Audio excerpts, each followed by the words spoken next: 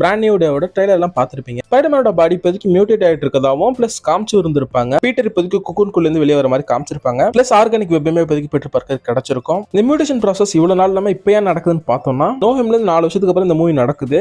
Peter Parker இப்போதைக்கு யாருக்கும் தெரியாது, அந்த மெமரின்றது இல்ல. மனுஷ இப்போதைக்கு தனியா இருக்காரு. பீட்டர் பார்க்கருக்கான டைமை குறைச்சிட்டு ஸ்பைடர்மேனுக்கு அதிக டயத்தை கொடுத்து 4 வருஷம் ஒரு ஸ்பைடர்மேனா இருந்ததுனால தான் சிட்டியோட கீ அவருக்கு கொடுத்திருக்காங்க. இந்த பாயிண்ட்ல பீட்டர் தனியா இருக்கிற ஒரு ஸ்ட்ரெஸ் பிளஸ் ஸ்பைடர்மேனா பல பிரச்சனைகளை ஃபேஸ் பண்ணி தான் பிசிக்கல் லிமிட்டை தாண்டும் போது அந்த பாயிண்ட்ல அவரோட மியூட்டேஷன்றது ட்ரிகர் ஆயிருக்கணும். சேம் காமிக் அண்ட் அனிமேஷன்ல வந்த மாதிரி இதோட பாசிட்டிவ் ஸ்பைடர்மேனோட ஸ்ட்ரென்த், ஸ்பீடு, ரிஃப்ளெக்ஸஸ், சென்சஸ்லாம் சூப்பர் லெவலுக்கு போயிருக்கு. ஆர்கானிக் வெப் நம்ம ஸ்ட்ராங்காவும் இருக்கு. ட்ரைலர்ல பார்க்க முடியுது. ஹேண்டல் பிளேட் அந்த ஆர்கானிக் வெப் சுக்குனர உடைக்குது. இதோட நெகட்டிவா ஸ்பைடர்மேனால அந்த சென்சஸை கண்ட்ரோல் பண்ண முடியல. ட்ரைலர்ல ஒரு ஷாட் ரொம்பவே கவர்றாரு. ஆக்சுவலி இந்த மியூட்டேஷன் ப்ராசஸ்ல இருக்க மிகப்பெரிய நெகட்டிவ் என்னன்னு சொல்லப்போனா இது ஒரு டேஞ்சரஸான ப்ராசஸ் நம்ம ப்ரூஸ் பன்னர் கன்ஃபார்ம் பண்ணிருப்பாரு. Yes Spiderman turn into man spider. ட்ரைலர்ல இந்த ஷாட்ல ஒரு ஐ சேஞ்ச் ஆயிடுது. மேன் ஸ்பைடர் டிரான்ஸ்ஃபர்மேஷன் படத்துல இருக்கலாம். காமிக்ல 5 வருஷம் மேன் ஸ்பைடர் டிரான்ஸ்ஃபர்மேஷன் ஸ்பைடர்மேனுக்கு இருக்கு. காமிக்ல இருக்க 1 வருஷம், அனிமேஷன்ல இருக்க 1 வருஷம் ஆல்மோஸ்ட் சிங்க் ஆகும். அதான் படத்துலயும் பிளே ஆக போகுதுன்னு நினைக்கிறேன். வெயிட் பண்ணி பார்ப்போம்.